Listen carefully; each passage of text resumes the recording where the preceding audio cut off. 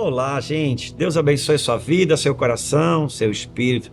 A gente está voltando aqui dentro desse lindo trabalho que está sendo feito com toda a casa local, Mevan, aqui em Campinas, onde nós estamos trabalhando a vida e o espírito da reconstrução nos nossos dias por meio do livro de Esdras e Neemias. A gente já entregou uma porção aqui muito preciosa, não somente eu, o pastor Adriel e outras pessoas que estão envolvidas nisso, mas que não estão sentando aqui conosco. E a gente vai continuar aqui nos preparando o máximo para que a gente possa começar a mergulhar nos livros propriamente ditos. Então, pastor Adriel, vamos seguir a estrada de novo. Paramos, abastecemos, vamos voltar para a estrada. Bora continuar. Adriel, agora deixa eu perguntar para você, quando esse tempo de perversão máxima acontece, que Deus decide intervir com juízo, um juízo de preservação, um juízo de preservação, um juízo de amor, porque o Deus do mundo pentecostal, o juízo dele é para matar, para arrebentar, para acabar com a gente, sabe? No universo pentecostal, quando Deus te põe numa prova, é tipo assim, agora chegou a minha vez de bater, sabe? Sim. Aquela coisa assim que põe a mão assim, a gente dá, e quando você erra, agora é a sua vez, quem vai bater em você sou eu. E nós sabemos que não é assim. Enquanto Deus ainda está colocando pedra para os bois tropeçarem, quando a gente está levando a arca dele de forma indevida, mesmo que o coração está correto, porque, abrindo esse parênteses, Sim. Estamos falando sobre Davi. Davi um dia foi chamado para governar sobre Israel. Ele dá uma demonstração de amor, de exemplo, de tudo que você possa qualificar como bom, dizendo para os anciões de Israel: cadê a arca? Cadê a arca? Se eu tiver que governar, a primeira coisa que eu quero é a arca. Eu jamais vou governar sem Deus. Coisa que Saul nunca se preocupou. E disseram: a arca está na casa de Abinadab, então vão lá buscar. E foram, pegaram um carro de boi, colocaram a arca em cima, e quando ele está levando a arca, ele está uma festa que acaba em velório, porque em algum momento os bois tropeçam. Sim. Os bois tropeçam, a arca vai caindo, os filhos de Abinadab, que eu perdi o nome agora, eles põem a mão na arca, e aquilo é uma irreverência, eles morrem ali, o que era festa acabou em velório. Eu fico imaginando Davi se perguntando: Davi vasculhou o coração dele e disse: Deus, o que está de errado? Aonde que eu errei? E Deus falou: filho, o problema não é a tua intenção está boa, você realmente quer me servir, você realmente está entregue sacrifícios, você tem entregue renúncias, você tem se desgastado. Só que entenda uma coisa, e agora vem uma outra explicação. Tempos antes, os filisteus invadiram Israel, venceram a guerra e levaram a arca para o templo de Dagon. E quando a arca, dentro do templo de Dagon, todos os dias os sacerdotes de Dagon entravam no templo, a arca, a estátua de Dagon estava virada no chão, deitada diante da arca, e tumores começaram a vir sobre os filisteus. Sim. Eles disseram: eita, o Deus de Israel está nos surrando. Vamos fazer uma coisa: coloca eles dentro do carro, em cima do carro de boi, a arca, e solta as vacas, solta os bois. Se eles forem direto para dentro do centro de Israel, realmente o Deus de Israel está nos castigando. Se elas sair como não tem ninguém guiando, se elas sair para qualquer lado, foi uma coincidência. Aconteceu o quê? Os bois foram certinho para dentro de Israel, eles concluíram: o Deus de Israel estava nos castigando. Sim. Bom, o que Davi faz para levar a arca para o templo? Põe a arca em cima dos carros de bois. Deus está dizendo: filho, teu coração está correto, tua intenção está correta, mas não é os filisteus que te ensinam a levar a minha presença. A minha presença não é para ser exibida num carro. Sim.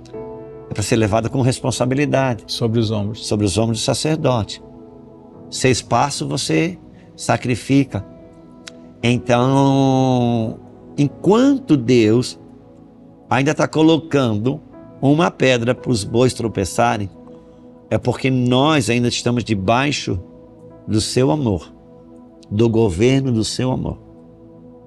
Então o juízo de Deus, quando vem sobre a minha vida, ainda sou eu, ele me enxergando, ele ainda está na minha mão, eu ainda posso discipliná-lo, porque fora disso vai ter que enfrentar o pior de todos os juízos de Deus.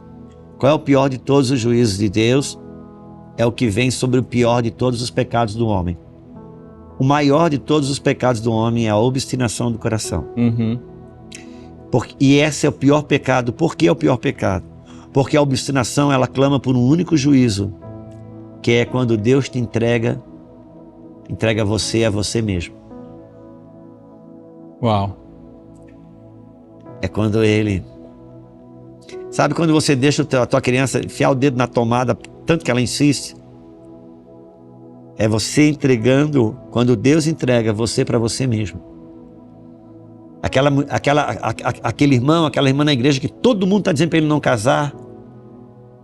Pai, a mãe, o pastor, o discipulado, todo mundo não vai. Tá? Mas ele vai, ele casa e amanhã ele tem que viver a dor daquele casamento ou da quebra, ou de ter que depois viver como um divórcio no seu currículo. Até ele é de Deus, ele ama a Deus, ele vai reconstruir dentro de uma outra aliança, mas ele teve que experimentar aquilo. O amargo, sabe? O amargo remédio, se é que posso dizer, do maior pecado. Então, quando Deus estabeleceu um juízo sobre Jerusalém, sobre o povo de Deus, permitindo que eles fossem capturados e levados para a Babilônia, era um juízo de preservação. Era um juízo de preservação. Um juízo de preservação, um juízo de amor. Isso é importante porque parece que o Deus do mundo pentecostal, ou ele é um Deus com porrete na mão, querendo te pegar a qualquer momento quando você erra, ou ele é um Deus também que não disciplina. Que não tem disciplina, não é um pai. Que não é um pai. Inclusive, se ele disciplinar, ele não ama. Exatamente. Por quê? Porque a modernidade arrancou a disciplina do amor. E a Bíblia fala que ele disciplina todo quem ele ama. Então, havia naquele dia, talvez eu escapei um pouquinho daquilo que eu quis falar, nos dias de Oséias, quando o povo de Deus alcançou o ápice da sua perdição. Deus viu, cara, não tem mais volta aqui. Não adianta mais levantar profeta, não adianta mais levantar um libertador. Não adianta. Aqui eu vou ter que estabelecer um juízo. Aí começa a saga do cativeiro babilônico. E eu gostaria que você me falasse que ela acontece, parece, em camadas para ir. Exatamente. E depois de 70 anos também, em camadas para voltar. Me diga isso. A hora que você estava falando sobre essa questão da disciplina do Senhor, do castigo, do Deus que ama, mas que é juízo, que é repreensão. Estava me lembrando de Mateus 21:44, quando Jesus diz: aquele que cair sobre essa pedra será feito em pedaços, mas aquele sobre quem ela cair será feito pó. Parece-me que aqui é uma síntese desse processo disciplinador de Deus. Embora ele diz, você não percebe o que você fez, mas você selou uma chave, por causa disso, agora o cativeiro está selado. A disciplina vai vir justa e forte, mas ainda assim é uma disciplina para a vida, porque a semente redentora não vai se perder. Então essa geração que é levada para a Babilônia, ela é uma geração de profunda dor e sofrimento. Nesse ciclo anterior que a gente estava conversando e trazendo tanta coisa preciosa, eu procurei conduzir a nossa fala e a sua fala e eu gostaria que você que nos assiste percebesse isso, sob a perspectiva fundamental do serviço profético. O serviço dos profetas, ele é fundamental para que cada geração discernisse minimamente, porque cada um vai discernir em um ponto, né? em uma perspectiva, em um nível. Nós não discernimos todos na mesma medida, mas Deus provê a revelação, a compreensão, através do ministério profético, de como, e isso para nós, sobretudo pelas Escrituras Sagradas, como o pastor Juscelio estava colocando aqui para nós, não é sobre uma história para fazer novela, um filme, não é sobre construir uma teologia, é sobre uma profundidade de entendimento que é uma chave poderosa para a vida, Então, esse processo vai acontecendo e à medida que Deus pesa a mão e o povo seca e é levado para a Babilônia, ele ainda assim está preservando uma semente. Então esse juízo é um juízo de purificação. Mesmo ele dizendo, Ezequias, seus filhos vão ser cativos na Babilônia. Ele já tinha, ele não revela nesse momento, mas ele já, porque é o momento do juízo, mas ele já tinha, no próprio Isaías vai se revelar, ele já tinha a resposta para tudo isso. Não é? Então, se você pegar o livro, e aí respondendo, já entrando nessa questão da sua pergunta, se você pegar o próprio livro do profeta Isaías, que é um profeta pré-exílico, ele vive ainda na Jerusalém que está caindo, no Israel que está sendo derrubado por Deus, mas que ainda não chegou a vias de fato. Parte do seu livro, até o capítulo 36, ele é escrito sobre o que estava acontecendo. Há um juízo sobre o povo, há um juízo sobre os governantes, sobre os príncipes, há um juízo sobre a desordem social, a injustiça que está sendo posta pelos mais fracos da sociedade.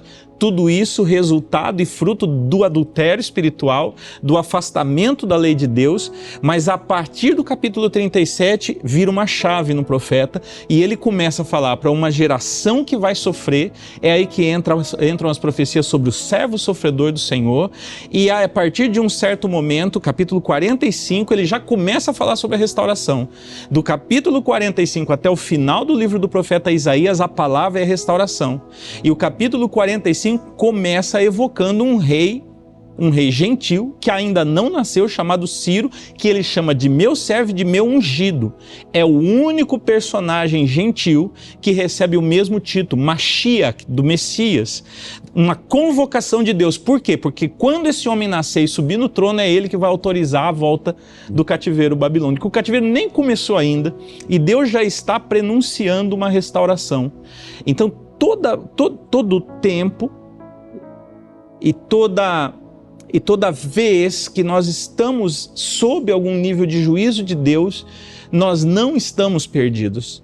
Nós estamos sendo amassados para sermos reconstruídos pelo Senhor, porque o juízo do Senhor sempre tem uma resposta de restauração por trás. Ele nunca é o juízo pelo juízo.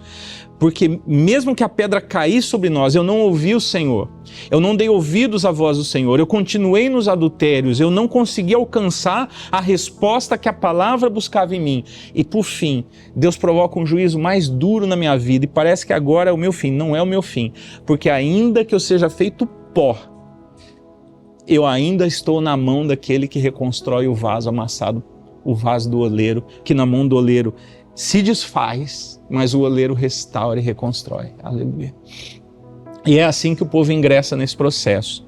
E é muito interessante, e aqui novamente, agora nós avançamos para um período posterior. A partir do profeta Isaías, e se você olhar na sua Bíblia, você vai ter então os livros na sequência bíblica do profeta Ezequiel, e depois do profeta Ezequiel e Daniel. Embora eles não estejam exatamente numa ordem cronológica, mas eles estão ali basicamente num progresso, sim, temporal, porque Isaías fala de dentro de Israel, mas Ezequiel já vai ser um cativo da Babilônia, ele vai ser parte do exílio.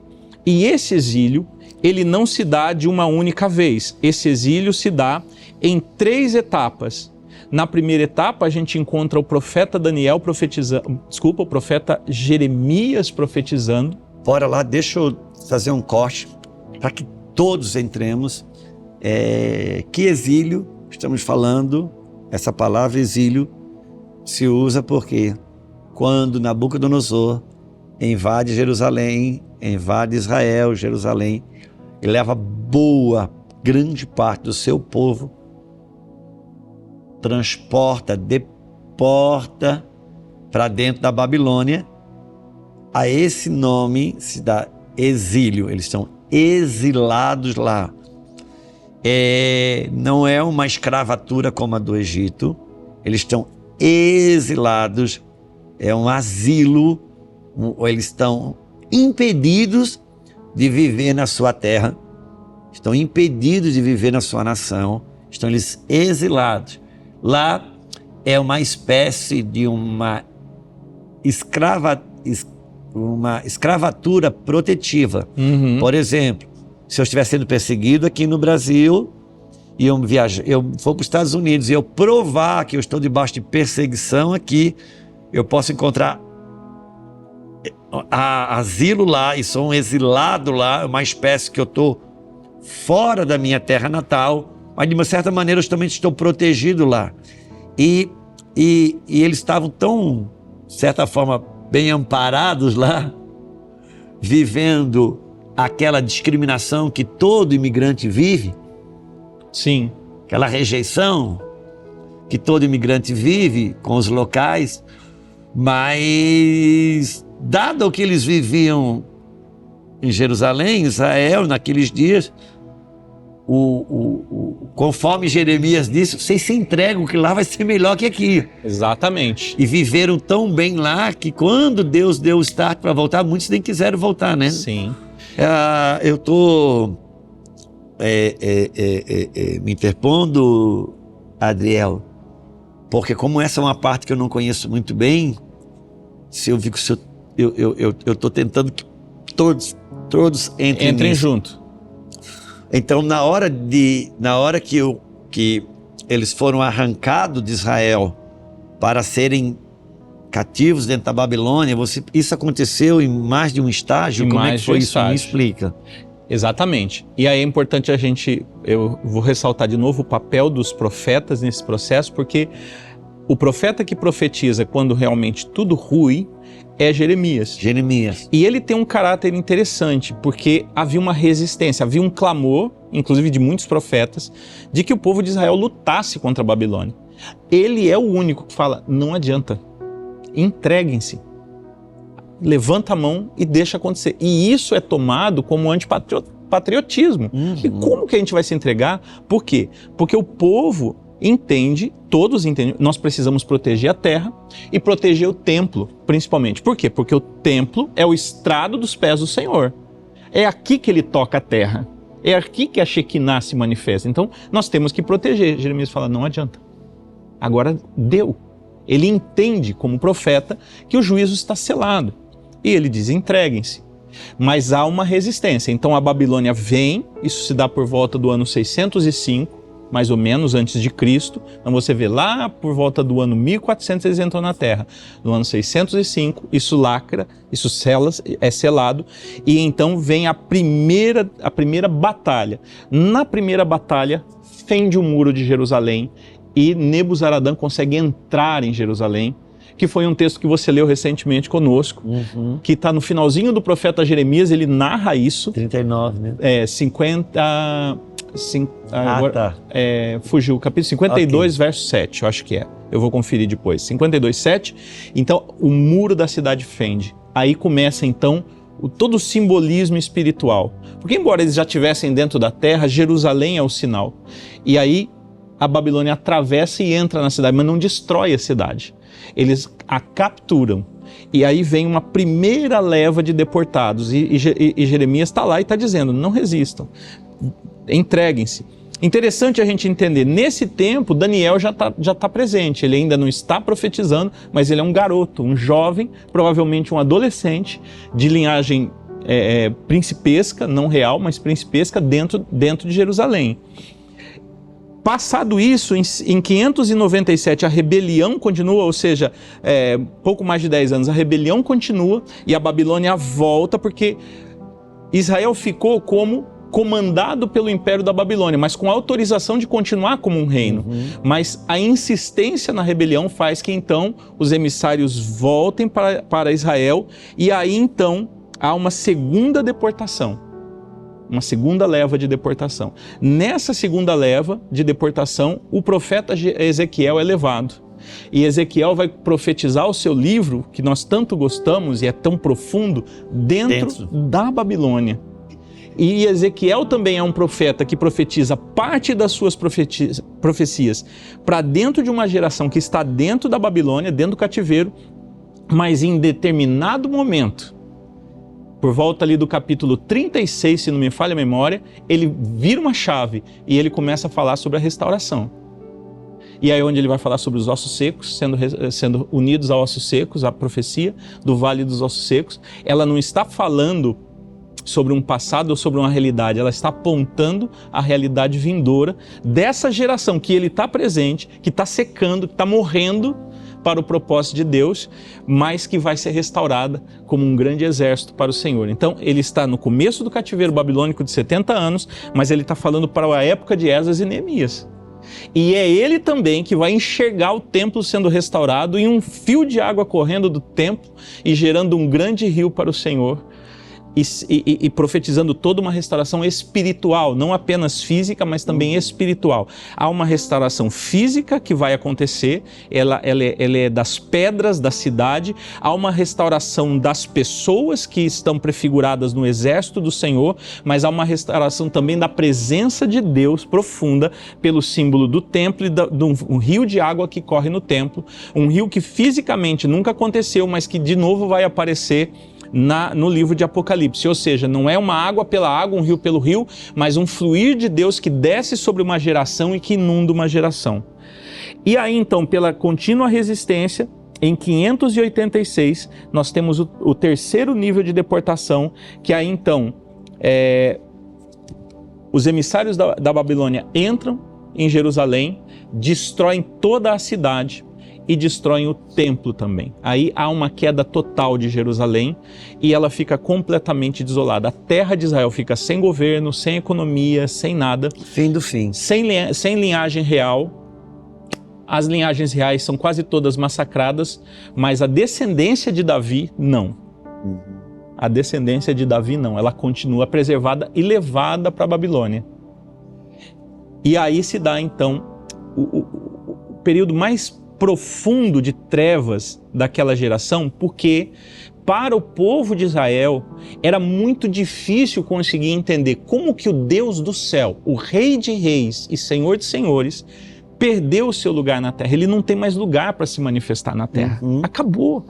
Então, como entender agora o nosso lugar no mundo? Como entender agora o futuro? Porque Deus não está mais presente. É você ir visitar um parente, um amigo, e alguém chega assim, ele não mora mais aqui. Não mora mais aqui. Não e tem agora? Mais. E agora? Como que eu busco? E sabe um ponto interessante? É dessa carência, dessa ausência do lugar físico de Deus, que o povo de Israel no cativeiro babilônico precisa achar, que não desistiu da fé, precisa achar um ponto de contato com o Senhor. E esse único ponto de contato será as Escrituras. Não tem outro. Não tem mais o lugar onde Deus habita, a Shekinah. É nesse processo que o povo de Deus se volta para o livro e a religião judaica se transforma na religião do livro. Eles precisam de um lugar para ler o livro e eles constituem pequenas casas de meditação chamadas sinagogas. A sinagoga não existia até antes do exílio. A sinagoga passa a existir no exílio e o fundamento da sinagoga é a leitura da Torá. E é esse, e os cânticos do Senhor. E é esse modelo sinagogal que vai, então, depois da ascensão de Jesus em Atos, que a igreja fica ali, ela precisa se reunir e ela precisa cultuar a Deus, ela vai buscar na imagem da sinagoga o seu modelo de culto, e é daí que nasce o culto cristão também. Então, há muita construção de futuro profético, de futuro da igreja, que está acontecendo no seio de Israel, no meio da Babilônia. Ela não está acontecendo antes, ela está acontecendo só quando Deus deconstrói toda uma realidade, ele começa a construir uma nova realidade a partir de outras ênfases no seio da Babilônia. E depois, então, nesse processo... Isso é interessante, não sei se eu consigo... Porque, independentemente de como está Jerusalém toda destruída, independentemente de como está a casa de Deus em ruínas, o livro diz que a cidade de Deus é lá, a casa de Deus é lá. Aí Daniel, 3 vezes ao dia, ele ora com uma janela aberta para lá. A esperança. Seus olhos naturais, está tudo em ruína. Mas por causa do que o livro diz, Deus está lá. Eu tenho horizonte. Eu posso orar, porque toda oração que se fizer voltado para essa casa. É isso aí. 2 Crônica 7,14. E isso é uma realidade nossa hoje. Isso. Porque eu posso olhar, está muita coisa em ruína, mas por causa do livro, eu oro para o pronto, eu oro para o quebrado como se estivesse pronto. Porque por causa do livro, da palavra. É muito forte isso. Eu estou olhando pela janela e estou orando, a casa não está lá, mas ela está aqui dentro sendo restaurada por causa do livro. Porque eu leio as profecias, eu leio sobre o Deus da casa e ele está construindo. Aí você vê Raabe, os espias foram embora, ela não tem certeza nenhuma de que ela vai ser salva. Nada. Mas a palavra do espia está aqui. E a janela aberta, o fio de escarlate, ou seja, o sangue de Cristo. A minha esperança está no guardava escarlate. no coração a palavra dos espias e tinha uma janela aberta em contato com aquele sangue, aquela janela. Ela olhava todos os dias, assim como Daniel tinha uma janela aberta. Isso não é físico, isso é espiritual. Lá é físico, porque é uma parábola para nós. Nós temos uma janela no espírito, como Daniel tinha aberto, como essa mulher tinha aberto na muralha. É uma janela no espírito. Aquela mulher guardou a palavra dos espias e ninguém via o que ela estava vendo, porque ela tinha uma janela aberta a partir do que estava dito. É a nossa realidade até hoje. É a nossa realidade até hoje. Uma janela. Uma janela. Cristo, na cruz, ele teve uma janela aberta. Sabe, uma janela? Um corte. Na sua lateral. Uma fenda. De onde flui sangue e água. A igreja estava ali dentro. Assim como Eva estava dentro. E é a partir dessa janela que ela tem a sua fé sustentada.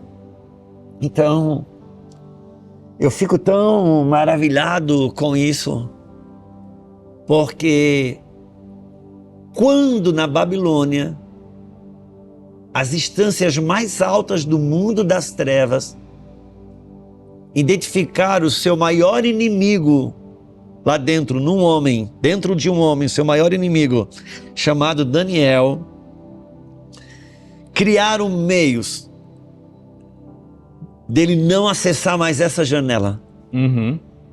Começaram a pesquisar a vida de Daniel e os inimigos disseram: não tem como derrubar esse homem. Ele é íntegro em tudo. Ele é perfeito em tudo. Só tem uma coisa. Vamos descobrir de onde que vem a energia. Força que ele tem. Essa energia, essa força que faz ele ser o que ele é. Porque a gente vai lá e desliga a tomada. Descobriram que ele orava 3 vezes ao dia e que ele tinha uma janela. Então, criaram uma estátua e disseram: quem orar que não seja para essa olhando para a estátua. Todo o trabalho do inferno é desligar você dessa tomada, é desconectar você dessa janela que é no espírito, que é a partir do que está escrito, que é a partir do que está falado. Nada mudou. Nada Adriel, mudou. o que mais me impressiona é que nada mudou. Nada mudou.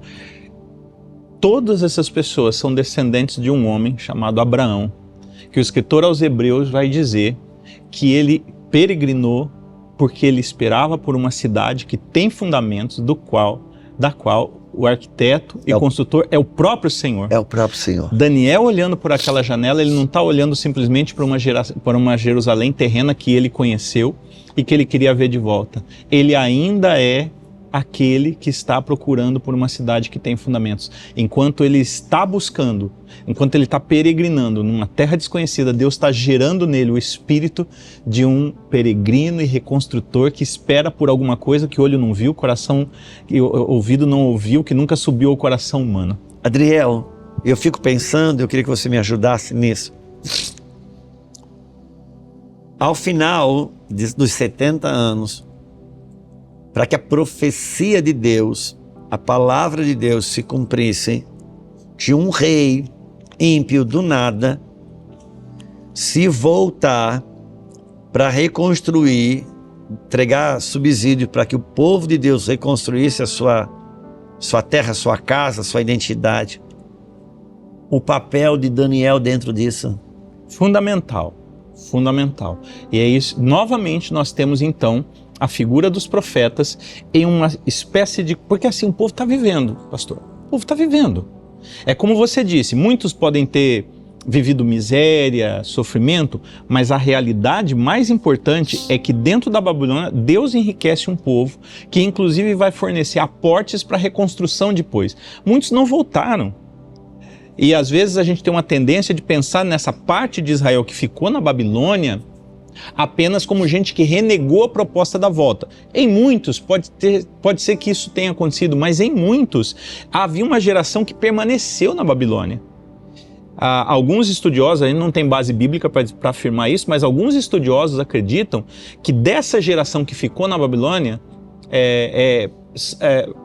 os sábios do Oriente que foram, são remanescentes dessa geração deportada, que ainda buscava a Deus e esperava pela vinda do Messias, e com a sabedoria adquirida conseguiu discernir o tempo e foi para Israel em busca do Messias. Inclusive, eu também acredito que alguns ficaram em Jerusalém totalmente dentro do propósito. Os recursos estão aqui. Uhum.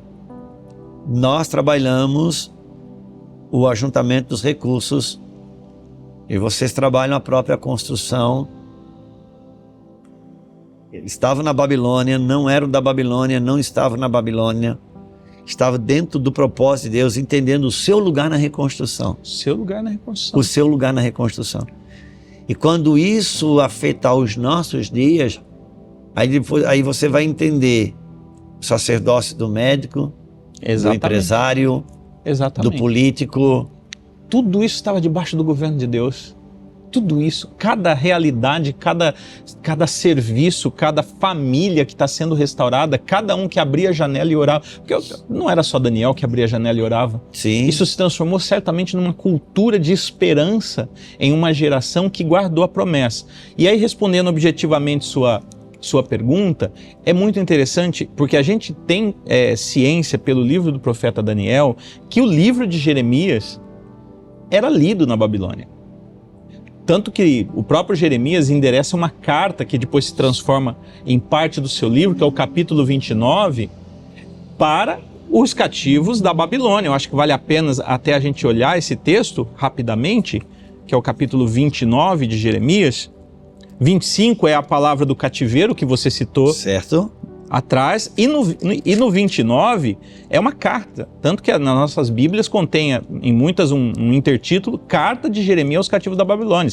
São essas as palavras da carta que o profeta Jeremias enviou de Jerusalém, então antes da queda de Jerusalém, ao resto dos anciãos do cativeiro, aos sacerdotes, aos profetas, né? Não é um profeta só, havia outros profetas que nós não temos conhecimento deles, e a todo o povo que Nabucodonosor havia deportado de Jerusalém para a Babilônia.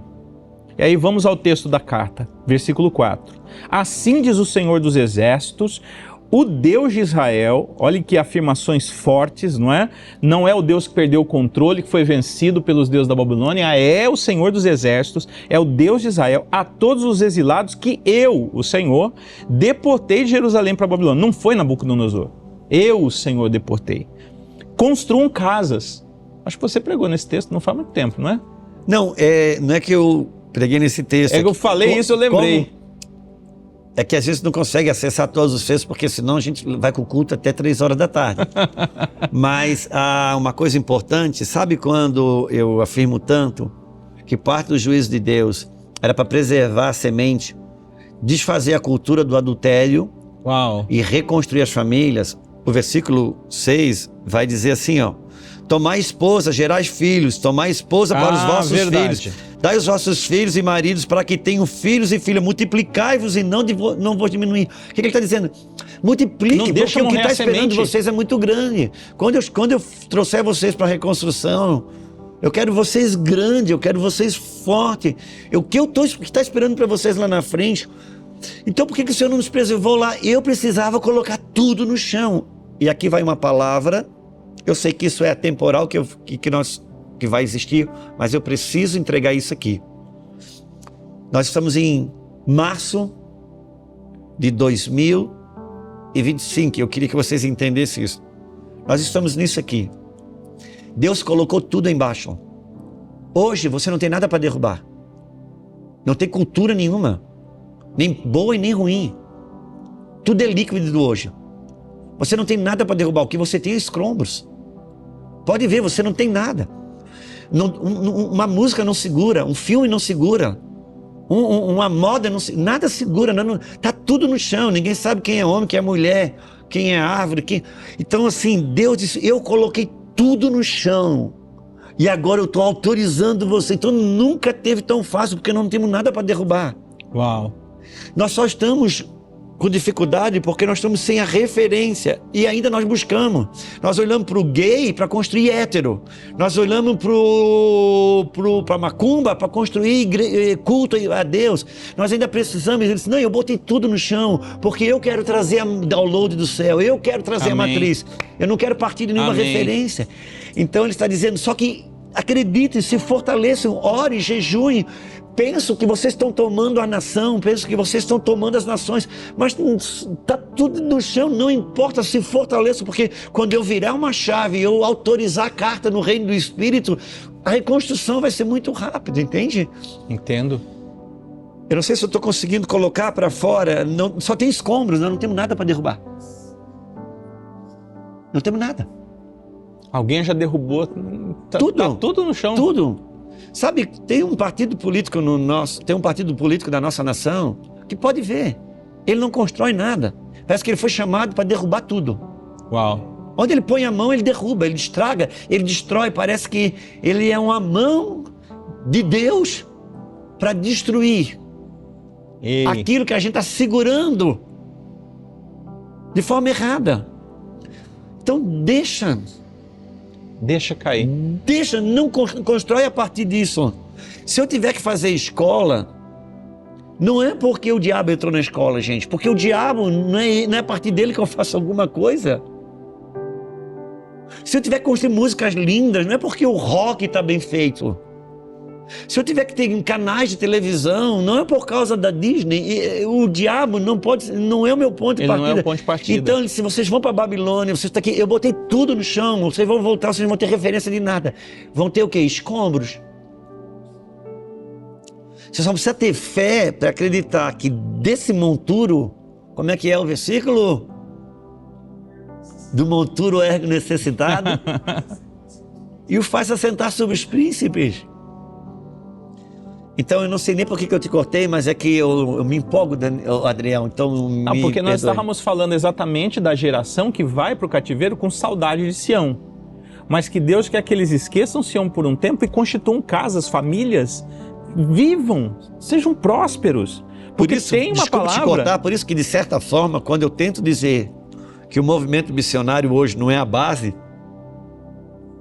não é você tirando o garoto dentro de casa para levar para a base, fora da família. Hoje o movimento é, cara, fortaleza aqui. Por quê?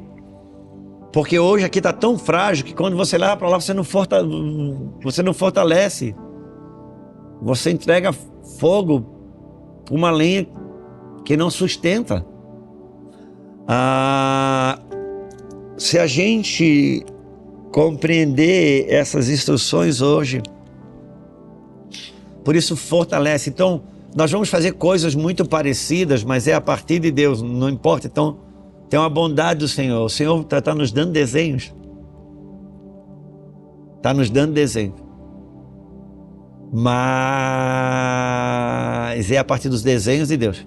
E o que eu estou pensando aqui, a gente está olhando para a reconstrução de Esdras e Neemias, mas como é importante a gente olhar para a geração do cativeiro. Porque ela fala sobre um processo na vida que você acredita que, como você estava dizendo, isso está na mão do diabo, aquilo se afastou, a igreja está destruída, porque a apostasia, porque o pastor fulano caiu. Os olhos naquilo que está sendo destruído, e Deus está dizendo, tira o olho dessas coisas, tira o olho, eu estou pondo no chão. Eu enviei o meu enviado da Babilônia para destruir. Olha para a reconstrução, olha para o que eu estou construindo em você. E o versículo você diz, procurem a paz da cidade onde eu coloquei vocês e orem por ela. Orar pela Babilônia. Orar pela Babilônia, um lugar de idolatria. Porque assim diz o Senhor, Deus de Israel, não se deixem enganar pelos profetas e adivinhem que vivem no meio de vocês. Não deem ouvido aos sonhadores que sempre sonham segundo o desejo de vocês, meu Deus. Porque profetizam falsamente em meu nome e eu não os enviei.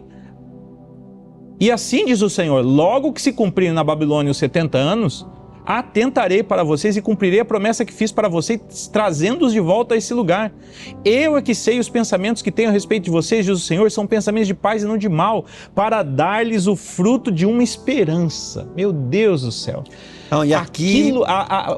o teu olhar pela janela, Deus estava eu imagino Daniel lendo tudo isso. É como se Deus estivesse falando assim aqui. O movimento cativeiro babilônico é mais ou menos assim. Eu vou prender os pais para salvar os filhos.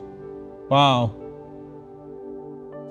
Porque em Ezequias eu soltei o pai e os filhos foram presos. Uau! É isso. Agora eu seguro os pais. Enquanto eu disciplino os pais, eu trago salvação para os filhos.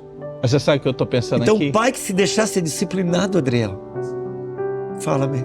Não, pode terminar. O pai que se deixar ser disciplinado...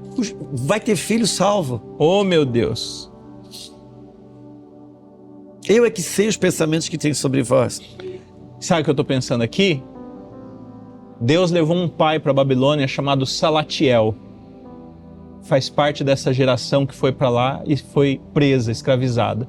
Só que ele tem um filho na Babilônia chamado Semente da Babilônia, Zorobabel, que volta para reconstruir.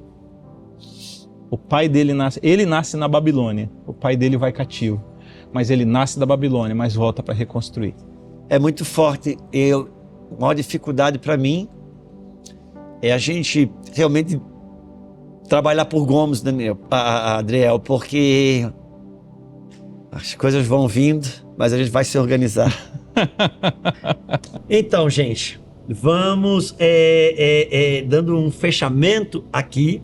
Até aqui, você pode entender um pouco do layout panorâmico de como Deus quer restaurar a nossa vida em Cristo Jesus e como isso vai passando todo o tempo, desde a queda, onde a vida de Deus, o gene de Deus, a semente divina se aparta do homem e Deus começa um processo aí de voltar a morar dentro do homem a partir de uma restauração, voltar a viver no meio do seu povo. Desde o próximo ponto vai passar pela arca, depois passa por Abraão, passa por Moisés, passa por Davi, passa pela reconstrução da casa, as coisas vão ficando mais claras. E como o cativeiro babilônico é um dos últimos movimentos de Deus, mostrando como que ele faz por meio até mesmo de uma disciplina, de uma correção, para manter a semente que iria lá na frente visitar o óvulo de uma virgem e trazer à luz o nosso Redentor, o Messias.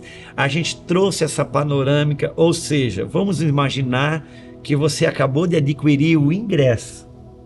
Agora a gente vai entrar de fato e de verdade naquilo que Deus quer colocar na nossa mão nós vamos entrar no livro de Esdras, nós vamos entrar no livro de Neemias, nós vamos entrar nos livros dos profetas, mas na verdade, enquanto entramos nesses livros, Deus entra no nosso espírito. Porque eu sempre tive comigo, pastor Adriel, que Jesus só tinha um motivo para entrar no barco de Pedro. Para poder, a partir dali, entrar no Pedro do barco. O único motivo que Deus faz a gente entrar na Bíblia é para Ele, por meio da Bíblia, entrar na gente e dar a nós a vida que Cristo conquistou na cruz por meio da sua ressurreição. Então, fique conosco, fique na expectativa, fique no aguardo. Vou deixar o pastor Adriel dar suas considerações finais, porque agora a coisa vai pegar, pastor. Vai pegar. Nós estamos nos aproximando, então, do processo propriamente dito de reconstrução a partir do desafio que Deus faz para uma geração. Uma geração é desafiada a se desalojar daquilo que ela se habituou debaixo do juízo para começar a reconstruir com Deus e ser reconstruída por Deus à medida que reconstrói com Deus. E é para aí que nós vamos. E por meio de pelo menos 2 palavras proféticas, ou 3 delas, que a gente vai desenhar a entrada. Uma delas fala que a glória da segunda casa é maior que a primeira. A outra vai dizer que não é por força nem por violência, mas pelo meu espírito, diz o Senhor. E a outra vai dizer que a alegria do Senhor é a nossa força. Você pode buscar muitas alegrias fora do Senhor, fica alegre, mas fica fraco. E às vezes você passa por algumas tristezas disciplinar, mas isso alegra o Senhor e você fica forte. Nós vamos mergulhar, senão eu começo tudo de novo. E agora nós estamos encerrando. Deus abençoe sua vida, seu coração, seu espírito. Foi bom estarmos juntos aqui. Nos aguardem, sabe? Aperta o cinto porque a gente vai longe.